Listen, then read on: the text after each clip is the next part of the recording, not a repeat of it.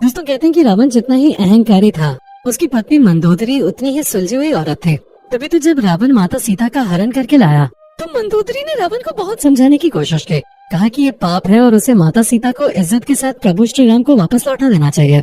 लेकिन अहंकारी रावण ने अपनी पत्नी की एक न सुने। रावण के स्वभाव से ठीक विपरीत उसकी सबसे प्रिय पत्नी मंदोदरी का जिक्र कई बार रामायण में किया गया है। लेकिन रावण की मृत्यु के बाद मंदोदरी का क्या हुआ, इस बारे में शायद ही कोई जानता होगा।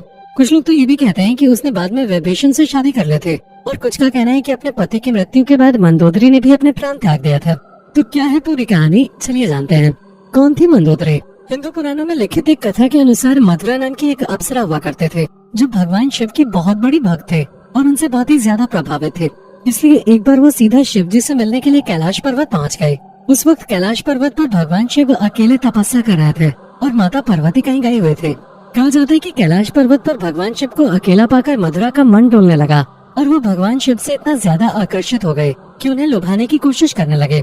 कुछ देर बाद जब देवी पार्वती कैलाश पर्वत पे आई तो उन्होंने मथुरा के शरीर पर भगवान शिव का भस्म लगा हुआ देखा, जिसे देखकर माता पार्वती क्रोध से लाल पीली हो गयी और उसी क्रोध में उन्होंने अप्सरा मथुरा को श्राप दे दिया कि तुम जिस रूप पर इतना घमंड करते हो अब वो रूप नहीं रहेगा। अगले 12 वर्षों तक तुम्हें एक मेंढके की तरह अपना जीवन जीना होगा।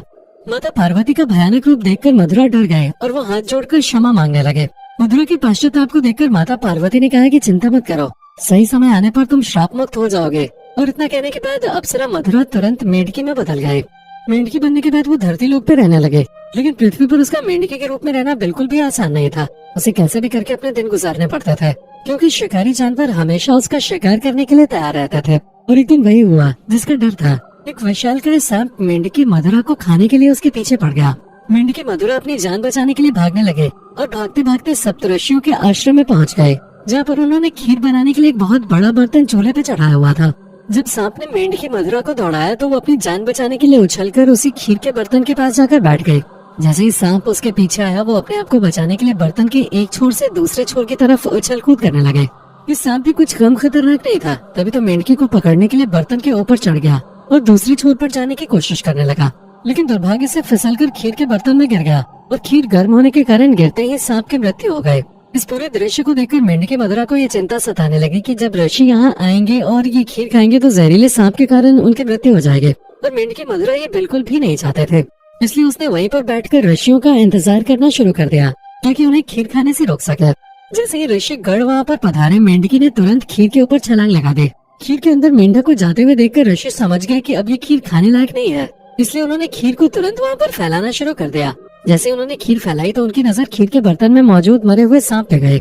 सांप को देखकर सप्तऋषि तुरंत समझ गए कि कोई साधारण मेंढकी नहीं है, क्योंकि इसने ऋषियों की जान बचाने के लिए खुद गर्म खीर में छलांग लगा दी और अपने प्राणों का बलिदान दे दिया।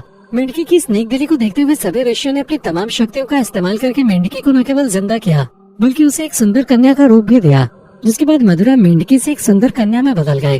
परंतु लोक समाज के डर से ऋषियों ने इस कन्या को अपने साथ नहीं रखा। उन्हें महर्षि कश्यप के पुत्र मायासुर को बुलाकर उस कन्या को उन्हें सौंप दिया, जिसके बाद मायासुर और उसकी पत्नी हेमा ने उस छोटी सी कन्या को अपनी पुत्री के रूप में स्वीकार करके उसका पालन पोषण करना शुरू कर दिया। और इसी दौरान मायासुर और उनकी पत्नी ने अपनी गोद ली हुई छोटी सी पुत्री का नाम मंदोदरी रखा। और दोस्तों, यहीं से मंदोदरी का नया जन्म हुआ। अगर हम मंदोदरी के पिता मायासुर की बात करें तो कोई साधारण मनुष्य नहीं था, बल्कि उसे राक्षसों का विश्वकर्मा कहा जाता था। उसे ब्रह्मा जी से विशेष वरदान मिला था, जिसके मुताबिक वो जहाँ चाहे वहाँ सुंदर भवन और नगर का निर्माण कर सकता था। मायासुर ने ब्रह्मा से मिले वरदान का इस्तेमाल करके पहले तो अपनी पत्नी हेमा के लिए मंडोर जैसे खूबसूरत नगर का निर्माण किया था, जो कि वर्तमान में जोधपुर का मंडोर है। और ये कितना खूबसूरत है, इसकी तो हम शब्दों में तारीफ भी नहीं कर सकते। आप ये खुद ही जाकर देख सकते हैं। दोस्तों, मंदोदरी का जन्म कैसे हुआ ये तो हमें पता चल गया, लेकिन अब सवाल ये है कि मंदोदरी और अहंकारी रावण का विवाह कैसे हुआ। किस तरह मायासुर ने अपनी पुत्री का हाथ रावण को सौंपा। असल में कहानियों के अनुसार बताया जाता है कि एक बार रावण मायासुर से मिलने के लिए मंडोर पहुंचा था। उसी दौरान रावण की नजर मंदोदरी पे पड़े। मंदोदरी की सुंदरता को देखते ही रावण पूरी तरह से लट्टू हो गया, क्योंकि पिछले जन्म में अप्सरा रही मंदोदरी की खूबसूरती किसी से कम नहीं थी। और इसी खूबसूरती को देखते ही रावण ने मंदोदरी से विवाह करने का फैसला कर लिया और तुरंत उसके पिता मायासुर के सामने अपने और मंदोदरी के विवाह का प्रस्ताव रखा। कहा जाता है कि जब विवाह के लिए रावण और मंदोदरी की कुंडली मिलाई गई तब परिस्थितियाँ बिल्कुल भी ठीक नहीं थे।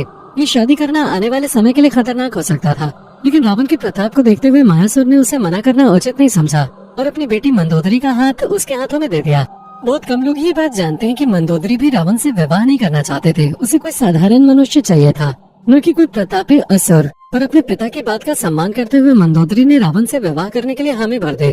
कहा जाता है कि राजस्थान के जोधपुर के मंडोर में मंदोदरी और रावण का विवाह संपन्न हुआ था। जोधपुर के मंडोर रेलवे स्टेशन के पास एक जगह है जिसके बारे में ये कहा जाता है कि यहीं पर रावण ने मंदोदरी के साथ 7 फेरे लिए थे। हालांकि कुछ मान्यताएं विपरीत कहानी बताती हैं, जिसके अनुसार ये कहा जाता है कि भगवान शिव के द्वारा दिए गए वरदान के रूप में मंदोदरी का विवाह रावण से हुआ था। कहते हैं कि मंदोदरी ने शिवलेश्वर नाथ मंदिर में भगवान शिव की आराधना की। ये मंदिर मेरठ के निकट मौजूद है। कहते हैं कि मंदोदरी ने स्वयं भगवान शिव शंकर से ये वरदान मांगा था कि उसका पति इस धरती का सबसे विद्वान और शक्तिशाली व्यक्ति हो। और उस समय रावण ही एकमात्र ऐसा पुरुष था जो धरती का सबसे विद्वान और शक्तिशाली था। कहा जाता है कि रावण के पास इतनी शक्तियाँ थी कि अगर वो चाहता तो स्वर्ग तक का रास्ता बना सकता था। रावण मंदोदरी की खूबसूरती पर इस तरह मोहित था कि कई रानियां होने के बावजूद उसने मंदोदरी को ही ये वचन दिया था कि सिर्फ मंदोदरी ही उसकी प्रमुख रानी और लंका की महारानी के तौर पे जानी जाएंगे। कथाओं में तो मंदोदरी को एक पतिव्रता नारी के रूप में वर्णित किया गया है। कहते हैं कि वो मंदोदरी ही थे जिसने अपने पति रावण के मनोरंजन के लिए शतरंज की खेल की शुरुआत की। रावण से विवाह करने के बाद रावण को मेघनाथ और अक्षय कुमार नामक 2 पुत्र हुए थे।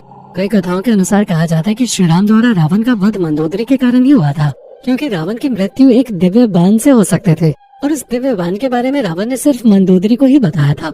लेकिन हनुमान जी ने बहुत ही चालाकी से मंदोदरी को अपनी बातों में फंसाकर इस बाण के बारे में सारी जानकारी ले ली और फिर उसे चुराकर भगवान श्री राम को दे दिया। जिसके बाद उस बाण की सहायता से प्रभु श्री राम ने रावण का वध कर दिया था। मंदोदरी का पति रावण चाहे जितना भी बुरा क्यों न रहा हो, लेकिन उसने कभी भी बुरे रास्तों को नहीं अपनाया और वो अपने पति को भी अच्छाई के मार्ग पे चलने की सलाह देते थे। अब सबसे अहम सवाल आता है कि आखिर क्यों मंदोदरी ने विभीषण से विवाह किया।